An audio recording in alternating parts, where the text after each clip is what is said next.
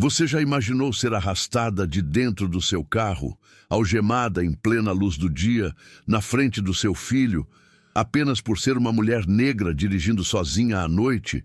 E se, no instante seguinte, o policial que fez isso descobrisse que você é uma agente do Exército Brasileiro em serviço? Essa foi a noite de Juliana Cardoso, capitão do Exército, mãe solo e mulher negra, que voltava para casa em Contagem, Minas Gerais, após organizar a festinha de aniversário de 7 anos do filho. Vestia um vestido florido simples, cabelo preso, sandália rasteira, carregava uma sacola com doces e enfeites.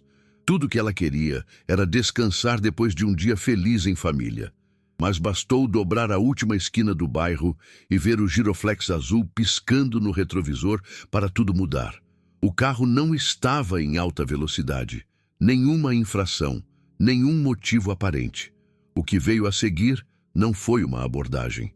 Foi uma acusação silenciosa, mas brutal, a de que uma mulher como ela, negra, sozinha, dirigindo um carro popular, só podia estar envolvida com algo. O policial militar não perguntou o nome dela, não disse o motivo da abordagem, não seguiu o protocolo, mandou desligar o carro, gritou, mandou ela sair do veículo. E quando ela tentou explicar que pegaria a identificação na bolsa, ele puxou seu braço com força, a colocou contra o carro e a algemou. Ela não reagiu, não gritou. Porque sabia, qualquer movimento errado podia terminar muito pior.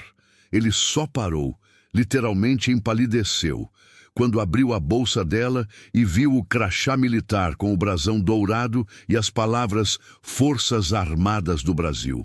Naquele instante, tudo o que ele tinha assumido sobre Juliana caiu por terra. Mas já era tarde. Essa história real escancara uma verdade incômoda. No Brasil, muitas vidas negras são tratadas como suspeitas antes mesmo de serem ouvidas.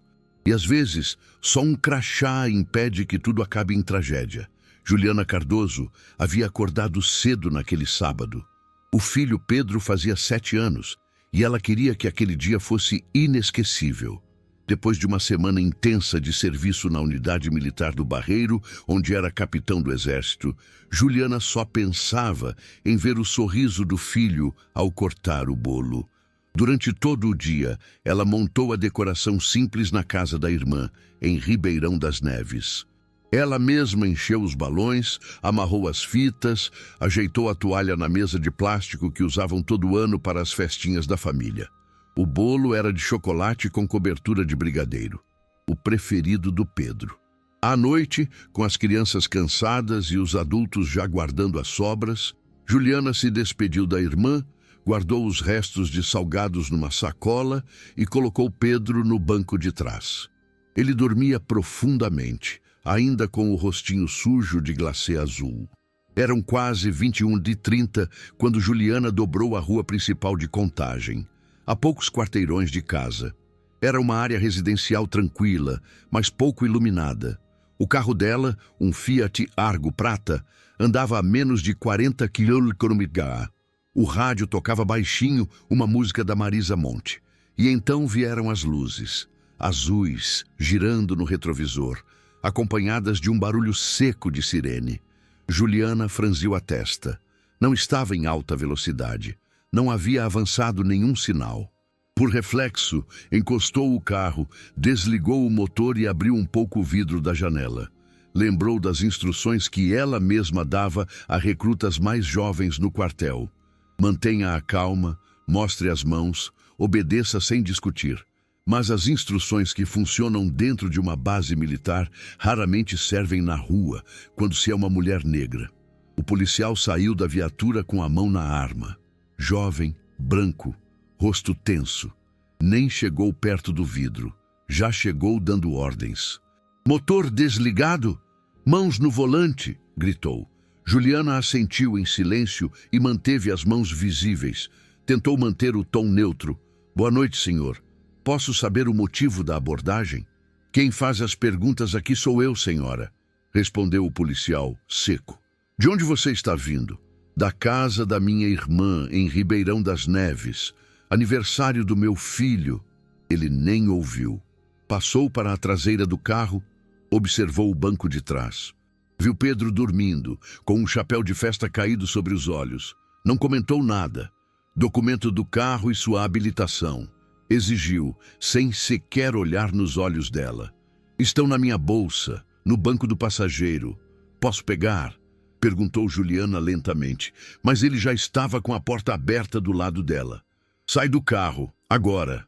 Eu só estou tentando pegar minha identificação. Eu mandei sair, gritou mais alto. E antes que ela pudesse descer com calma, ele a puxou pelo braço com força. Juliana bateu o joelho no asfalto, tentando proteger o filho que ainda dormia no banco traseiro. Ela sentiu o ferro gelado das algemas prender seus pulsos atrás das costas.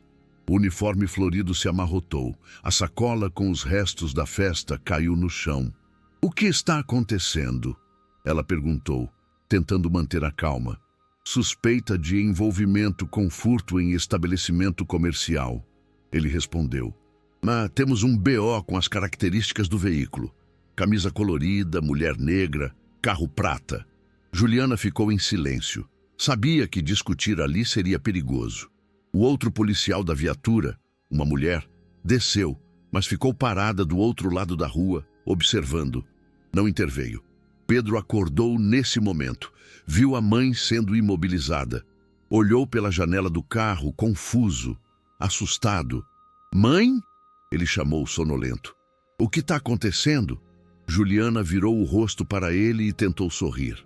Tá tudo bem, meu amor. Dorme mais um pouquinho.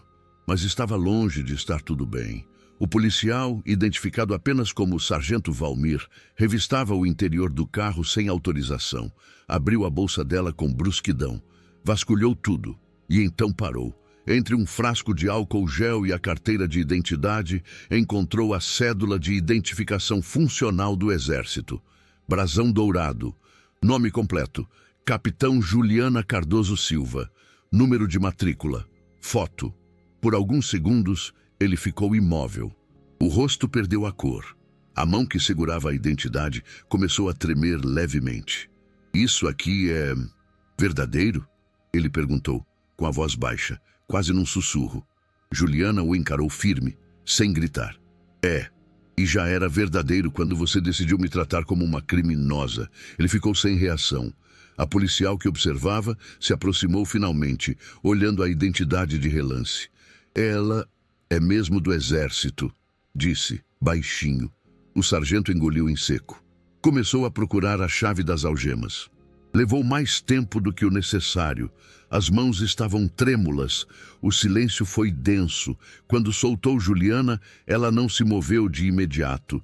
Massageou os pulsos marcados pelo metal, abaixou, pegou a sacola com os doces do chão e olhou para o filho, que agora chorava baixinho dentro do carro. A senhora precisa entender que foi um mal-entendido, começou o sargento tentando justificar. Esse carro bate com a descrição, bate com a cor, sargento, cortou Juliana. Só isso. Não tem placa, não tem identificação precisa. E mesmo assim, você escolheu me algemar antes de sequer perguntar o meu nome. Ela abriu a carteira novamente, tirou o celular e fotografou as marcas nos pulsos, depois a identificação dele no colete. O policial recuou instintivamente. A senhora vai fazer denúncia? O que o senhor acha? Ele não respondeu. A policial mulher, mais distante, murmurou sinto muito. Talvez por vergonha, talvez por medo. Juliana apenas assentiu, sem emoção.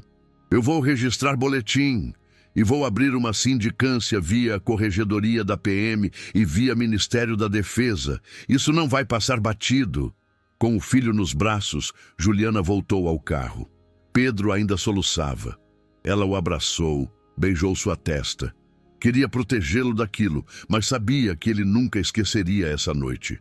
No retrovisor, viu o sargento parado no meio da rua, sem saber onde enfiar as mãos. E ela sabia. Para ele, aquilo era uma inconveniência. Para ela, era mais um lembrete brutal de como até uma patente e um uniforme não impedem que corpos negros sejam vistos como ameaça antes de serem vistos como humanos. E ainda era só o começo. Juliana chegou em casa com Pedro dormindo nos braços. Subiu as escadas do prédio em silêncio, tentando não acordá-lo. O menino ainda tremia, mesmo dormindo, o rostinho apertado contra o ombro da mãe, como se ainda sentisse as sirenes e o som do ferro das algemas. Dentro do apartamento, colocou o filho na cama e ficou alguns minutos sentada no chão do quarto dele, com as costas encostadas na parede. O silêncio parecia mais pesado que os gritos do sargento Valmir. A dor nos pulsos era suportável. A dor de saber que aquilo poderia ter acabado muito pior. Essa sim latejava. Não era a primeira vez que Juliana passava por uma situação de racismo, mas nunca tinha acontecido estando fardada por dentro e se viu por fora. Ela sabia que se não tivesse aquele crachá militar na bolsa, talvez nem estivesse em casa agora. Talvez estivesse em um camburão, ou presa em alguma delegacia qualquer, tentando explicar o inexplicável. E o que mais doía era saber que isso poderia ter acontecido com qualquer outra mulher negra que não tivesse uma identificação capaz de interromper a brutalidade. Às 23h30, Juliana abriu o notebook. Estava sozinha na sala. Digitou com calma o relatório de incidente para a Ouvidoria das Forças Armadas e para a Corregedoria da Polícia Militar de Minas Gerais.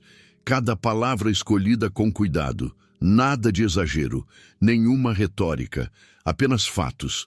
Foi realizada a abordagem policial sem justificativa plausível, com uso desproporcional da força, sem apresentação prévia do motivo da parada.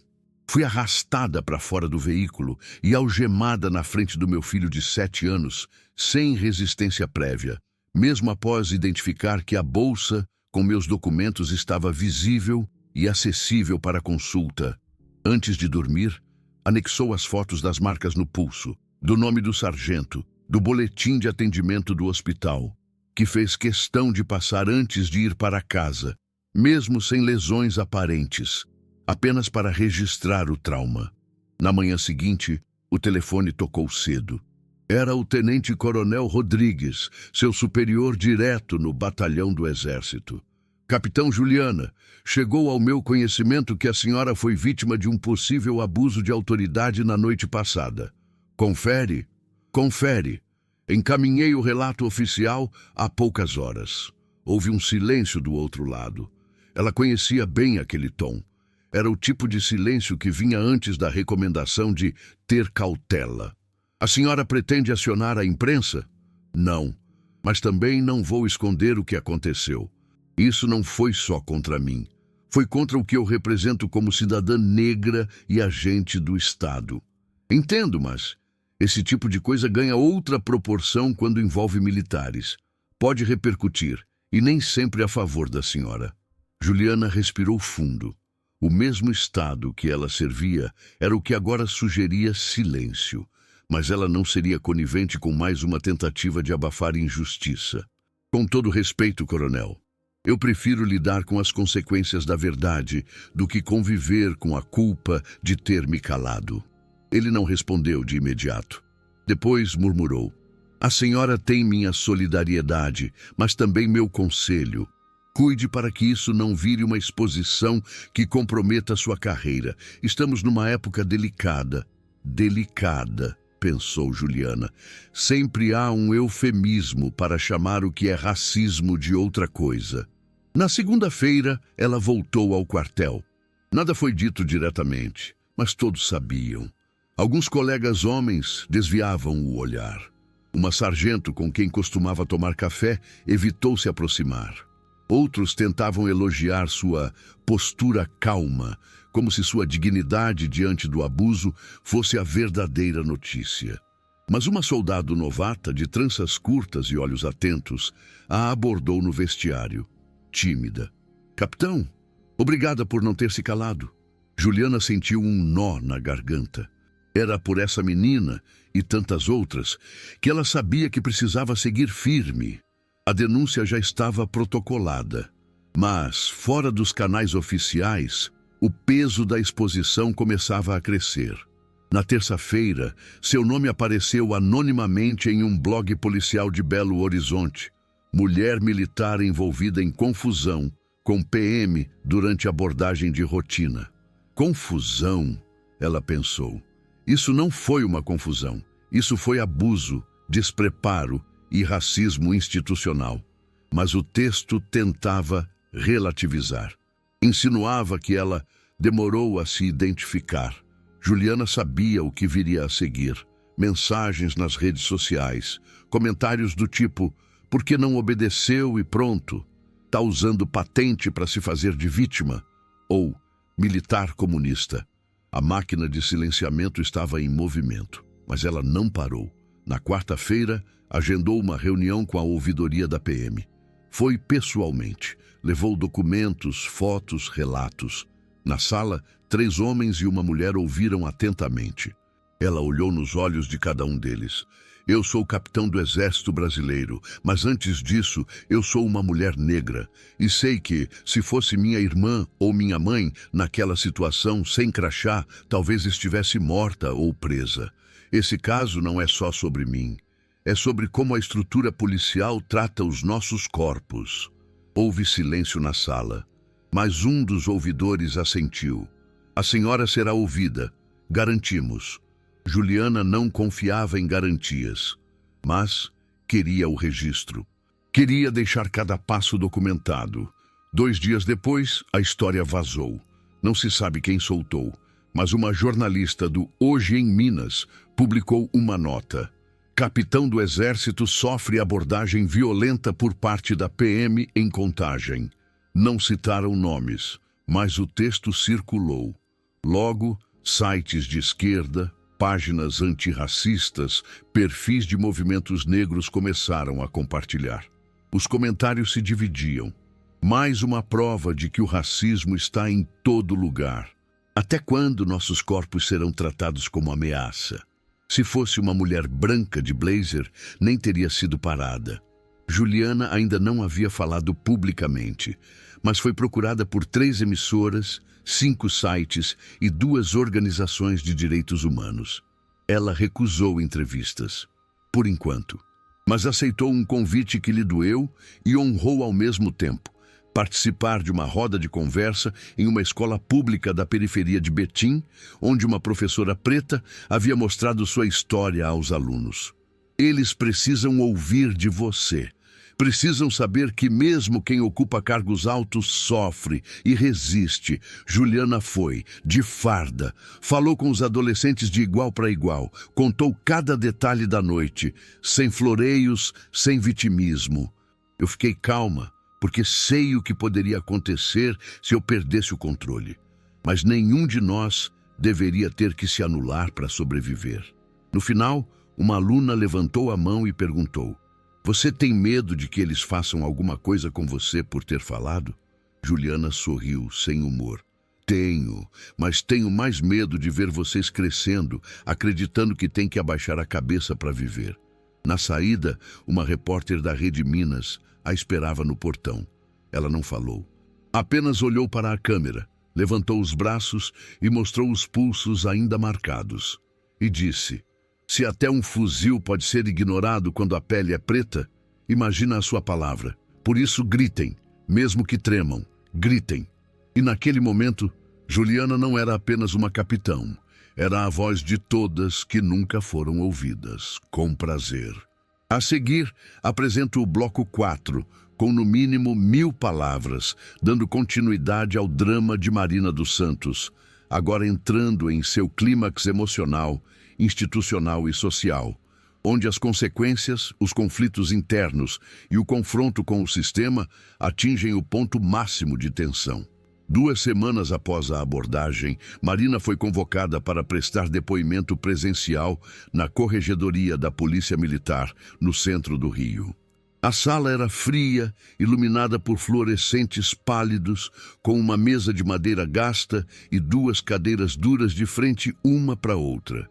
O oficial responsável, tenente-coronel Veloso, mantinha a voz baixa, educada, como se o cuidado com o tom pudesse apagar o que havia acontecido. A senhora confirma que no dia 14 por volta das 18h45, foi abordada pelo cabo Rodrigo Brandão, da 7ª CIA da PMRJ. Confirmo, fui abordada constrangida, algemada e exposta, sem qualquer justificativa legal.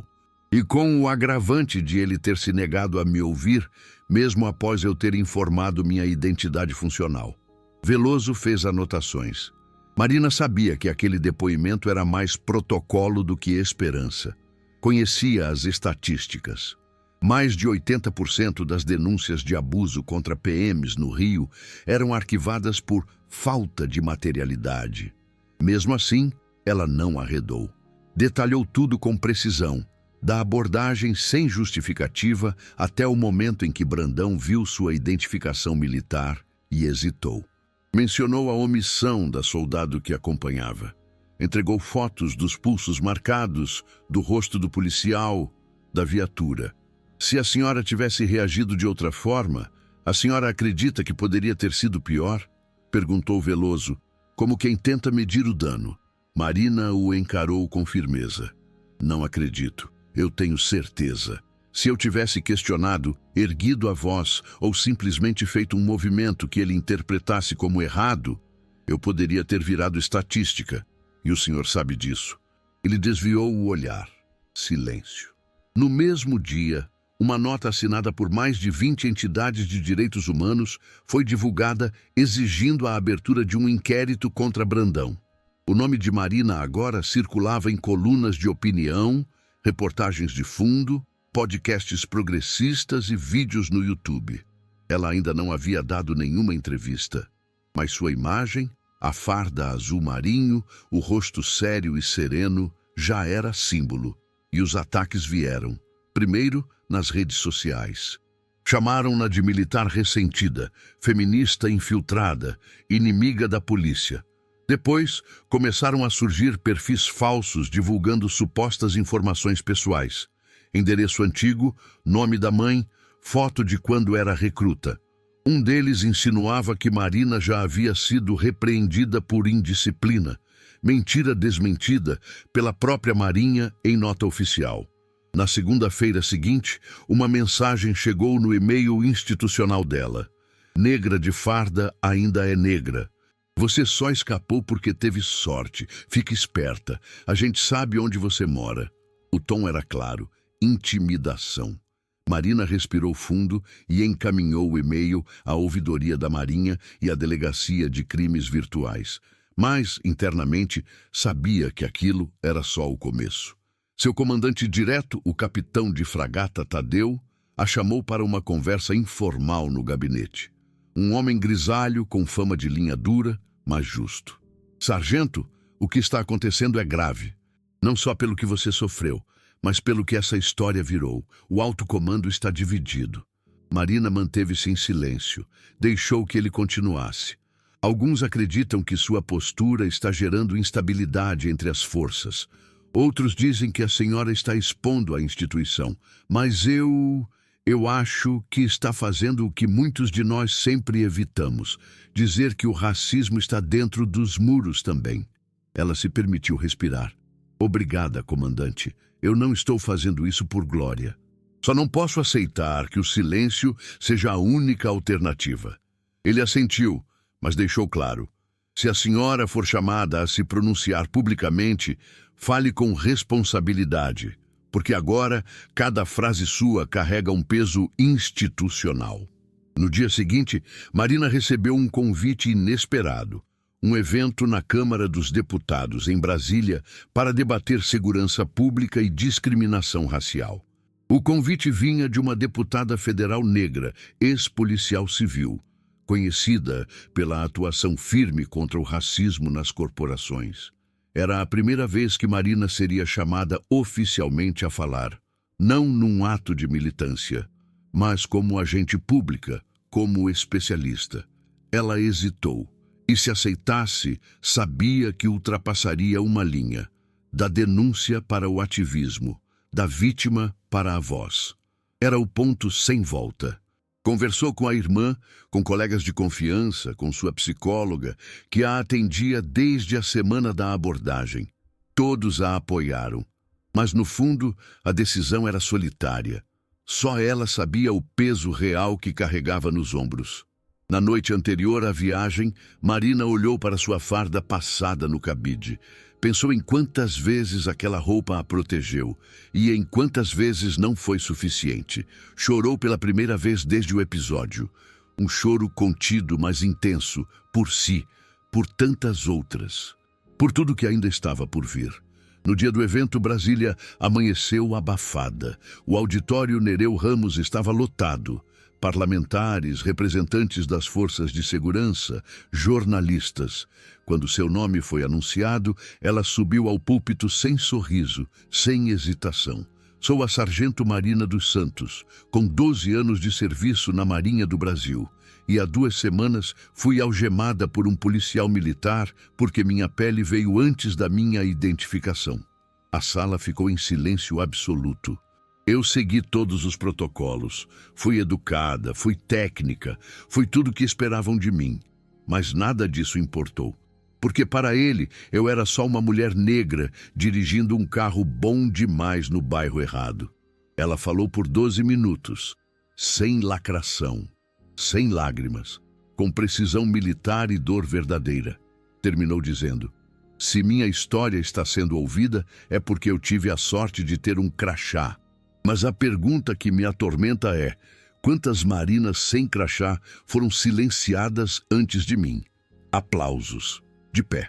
Até mesmo alguns militares na plateia bateram palmas, discretamente, mas bateram. Quando saiu do auditório, um jornalista a abordou. Sargento, a senhora agora é vista como referência.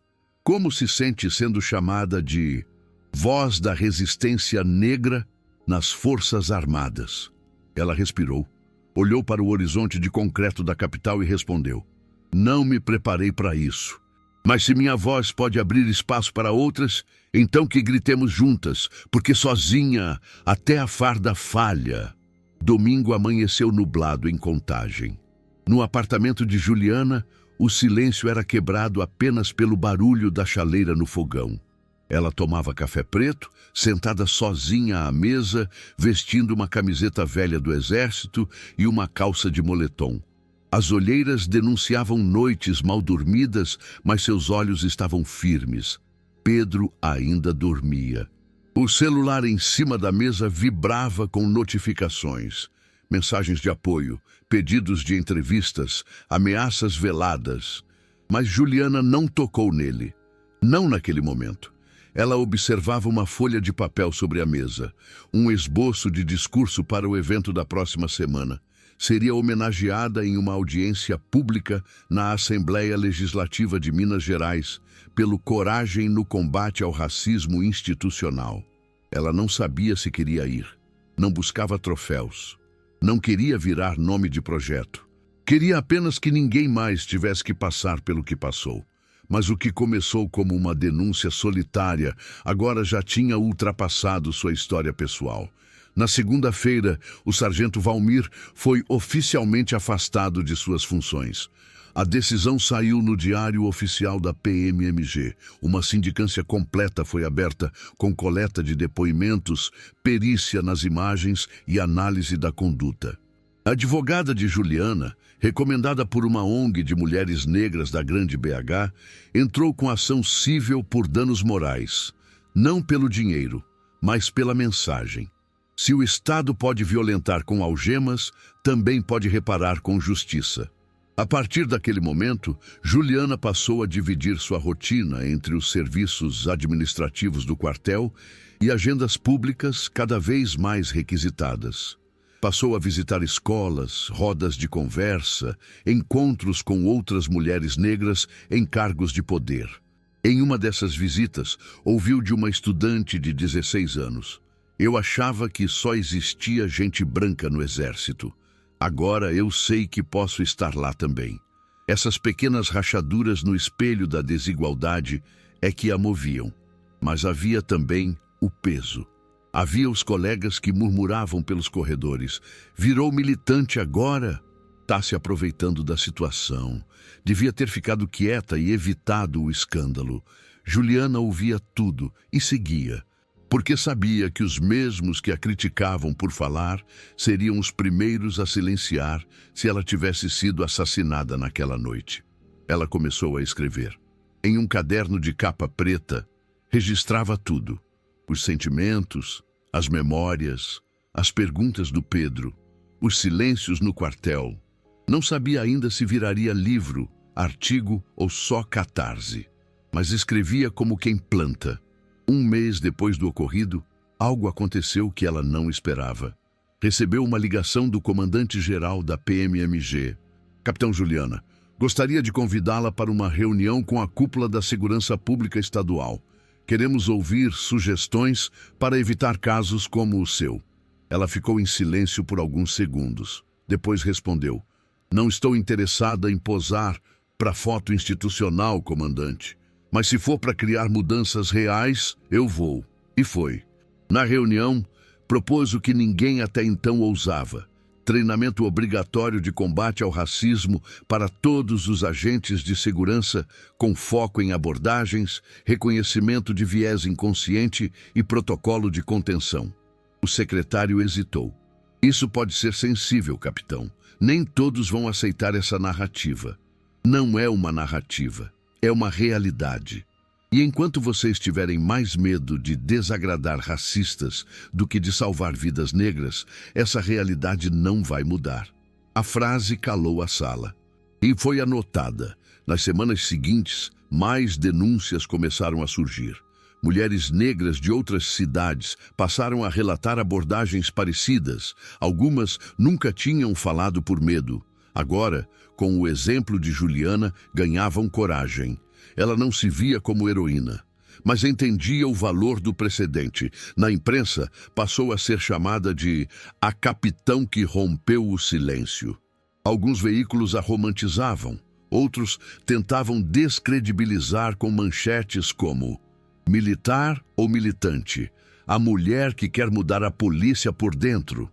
Ela não se importava mais. Aprendeu a distinguir visibilidade de representação e sabia que havia uma diferença enorme entre ser exposta e ser ouvida. Num fim de tarde, quase 2 meses após o ocorrido, Juliana foi buscá-lo na escola. Pedro saiu correndo, mochila nas costas, segurando uma folha de cartolina. Mãe, hoje teve redação, eu escrevi sobre você. Ela sorriu, ajoelhando-se para recebê-lo. O menino abriu o trabalho, um desenho dela, de braços abertos, com o uniforme militar. Ao lado, ele havia escrito com letras tortas: minha mãe é forte porque mesmo quando tem medo, ela não deixa o medo ganhar. Juliana sentiu o peso nos olhos. Abraçou o filho com força. Ele não precisava entender tudo, mas entenderia o mais importante: dignidade não se negocia. E foi com isso em mente que, na semana seguinte, subiu ao púlpito da Assembleia Legislativa. Aplaudida de pé por deputados, movimentos sociais, estudantes e militares que vieram em apoio, ela pegou o microfone com a mesma firmeza com que segurava o volante naquela noite. A farda que uso não me salvou. Foi meu sangue frio, foi minha consciência, foi minha coragem. Pausa. Mas e quem não tem farda? Quem não tem título? Quem não tem alguém para gravar? Essas pessoas continuam sendo invisibilizadas, humilhadas, violentadas. Não podemos aceitar que um crachá decida se alguém vive ou morre com dignidade. Mais uma pausa, mais intensa. Eu fiz uma escolha naquela noite: sobreviver. Hoje faço outra: denunciar. E convido vocês a escolherem também, porque o silêncio protege o agressor. A palavra liberta a vítima. Ela terminou seu discurso com um aviso: se essa história tocou você, não compartilhe apenas o vídeo, compartilhe a responsabilidade, denuncie, fale, questione, ensine seus filhos, pressione suas instituições. Só assim o racismo deixará de ser rotina e passará a ser crime com consequência. E então, olhando diretamente para a câmera da TV Assembleia, ela completou: inscreva-se no canal, multiplique essa história, porque o que me salvou não foi o crachá, foi a coragem de não me calar.